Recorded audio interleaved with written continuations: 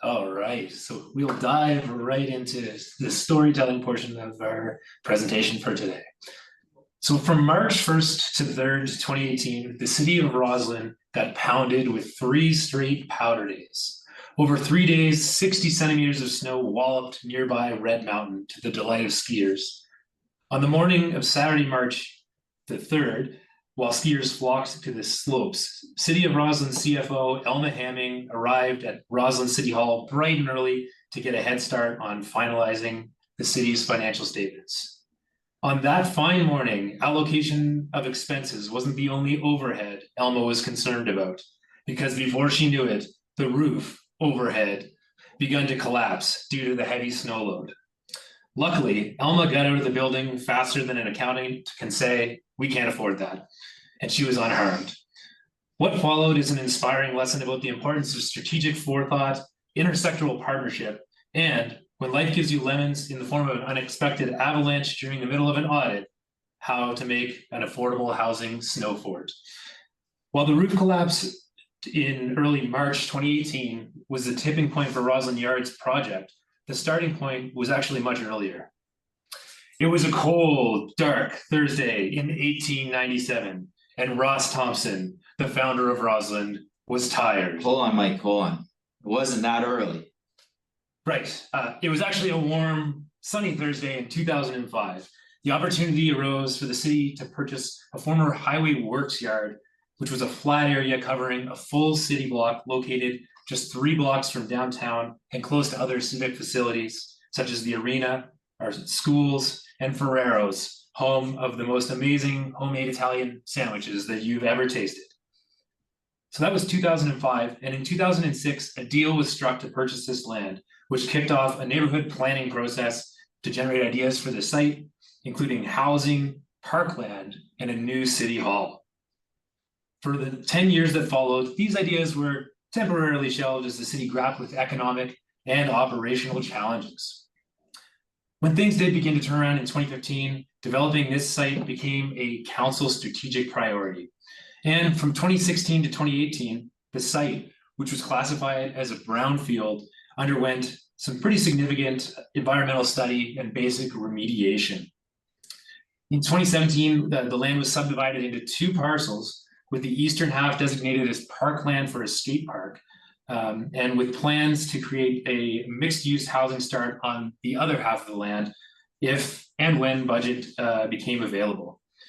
And so in order to advance this project, there was a unique partnership between the city and a local nonprofit society called the Lower Columbia Affordable Housing Society, or LCAHS. We teamed up and prepared an expression of interest for a mixed-use building comprised of affordable housing units and a ground floor office and commercial space, which would hopefully ultimately serve as a city hall.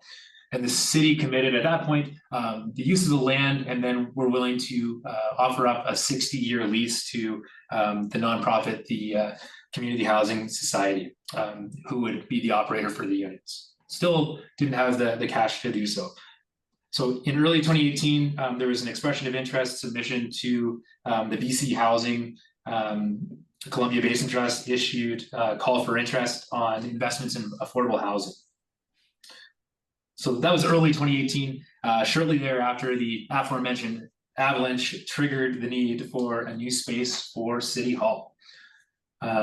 So you may not know this, but generally using tax dollars for building a standalone city hall is about as popular as a city councilor who gets in the way of pickleball lobbyists, which is to say it's a pretty tough sell. So as staff and council got to working on planning for the new city hall, they determined that the new building could serve,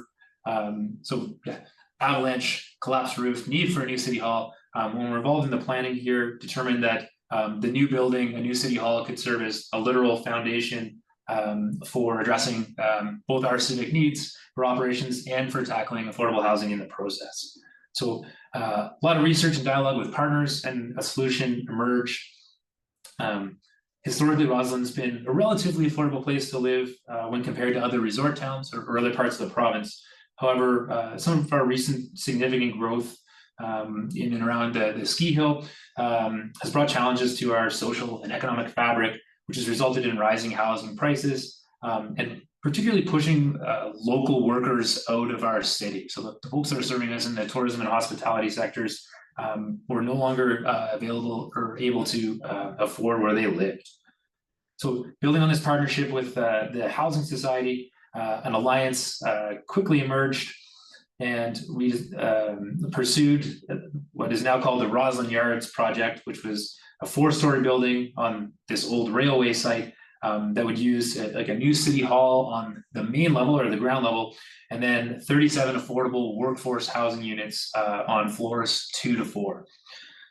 So to finance the project, which had a total price tag of just over $16 million, the city was able to commit about $3.6 million from sources including like an insurance claim from where there was the collapse of the roof, as well as some internal reserves that had been built up over time. The housing portion of the project was able to leverage support from both the Columbia Basin Trust and BC Housing and a few other smaller partners. And again, it was structured in a way that the city would offer up a 60-year lease for the airspace on the land. And another thing the city was able to do was serve as a guarantor on certain aspects of loans associated with the project. And these are both ways we could demonstrate commitment and ensure the project's longevity. So when shovels hit the ground just about 4 years ago, we encountered no shortage of challenges along the way. Any project that kicks off with an avalanche, generally you're going to expect a few things to occur along the way. So Rossland's a historical mining town, and that comes with considerable, let's say, surprises when anytime we're putting a shovel in the ground on a major project. So in navigating the geotech mystery around this project, early on we identified that the site, which was at an old railway yard, was the soil, quite a lot of contamination with coal clinker. And within the first few months of construction, we quickly ate up about $400,000 in additional remediation costs to truck that soil off site, which more or less wiped out the entirety of the project's contingency budget right out of the gate. From a financial perspective, the city's portion was relatively well covered off, but for the Housing Society side, one of the big challenges and lessons that we learned was just around the cash flow management associated with a project of this scale, which was the biggest one that the Housing Society had ever taken on. Just the timing of submission of paperwork, waiting for approvals, and then waiting for cash to flow, particularly during COVID and a period with rapidly changing and generally rising interest rates. That was a challenge for the society and changed some of the economics associated with the project from the Housing Society side. So it was super important for them to keep in close contact with the city and with other funders, really encouraging they did a great job by encouraging the city and funders to be joining them on a quest to get this project done in the most efficient way possible along the way. From a rural municipality perspective, access to contractors definitely created some cascading complexity in this project when there's only 2 kind of painting companies within a couple 100 kilometers of town. Having everything dialed from a contracting perspective proved super challenging, and in some instances, like the one-off loss of an electrical contractor resulted in multiple months of lost productivity because we weren't able to put the envelope over the building to meet demands required for winter construction. And from a design perspective, ran into some challenges as well in terms of a design being carried out in Vancouver where snow conditions are slightly lower than in Rossland, which is known for getting pretty big dumps of powder. So some challenges along the way there. What we learned through the project is that in our case, it absolutely took a village.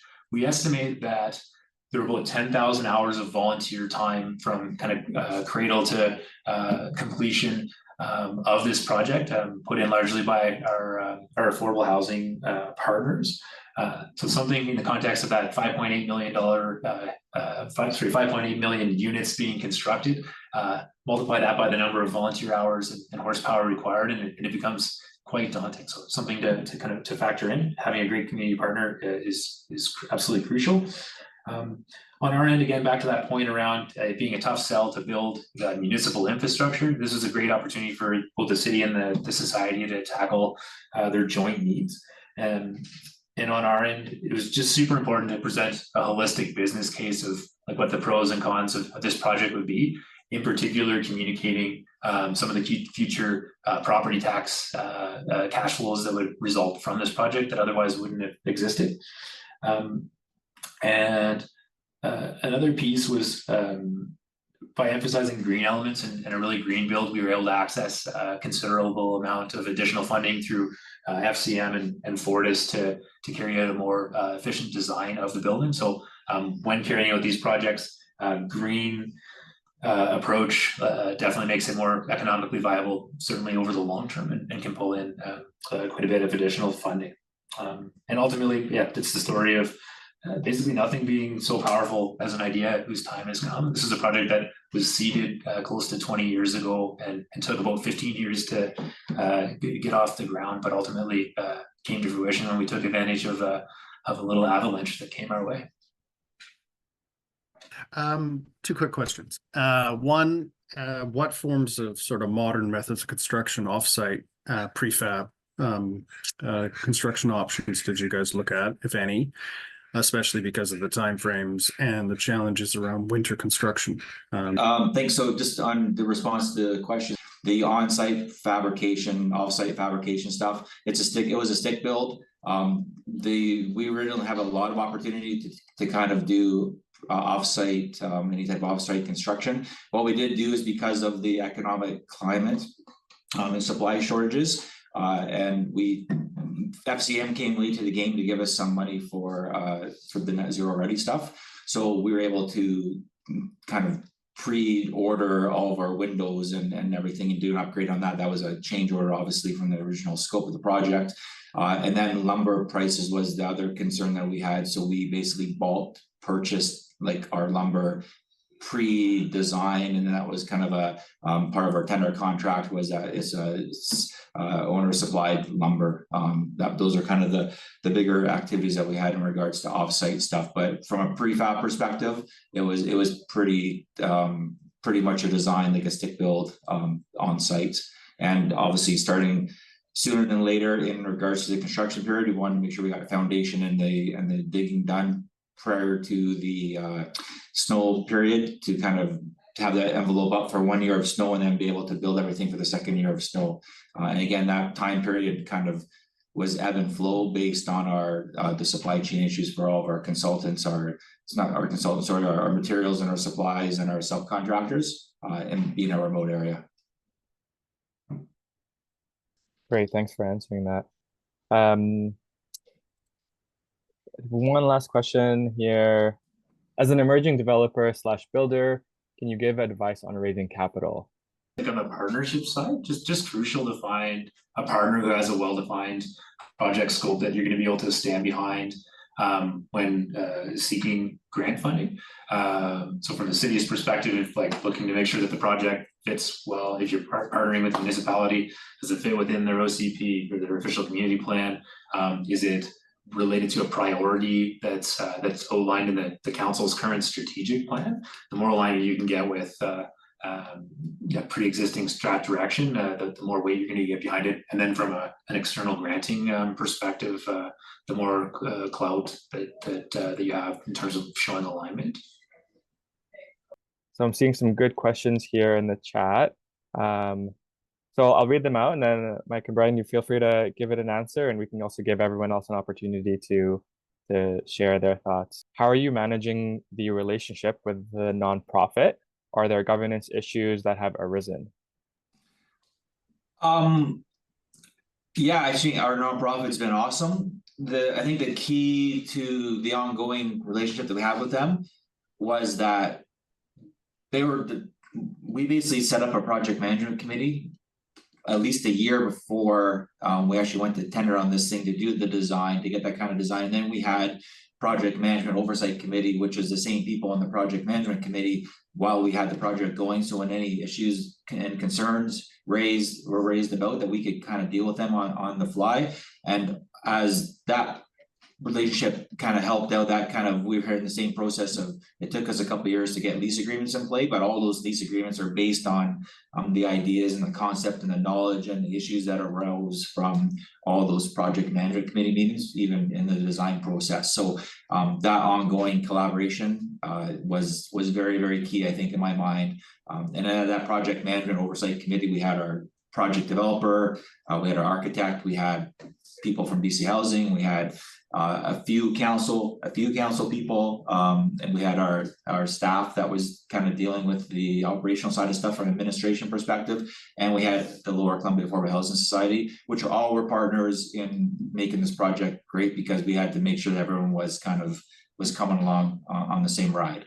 Yeah. One thing that worked out really well there, like everyone was pretty vulnerable about the risks and concerns around the project. One of them being that essentially at the end of the day, if the project or if the society were to fold, like we are left holding the bag. And so when talking about governance and succession, it's allowed us to unearth like some of those issues early on and work directly with the society. And I think another one was just our ability to, from a governance perspective, just share each other's capacity. So on a fair amount of the admin side of the work, we were able to step up and help out.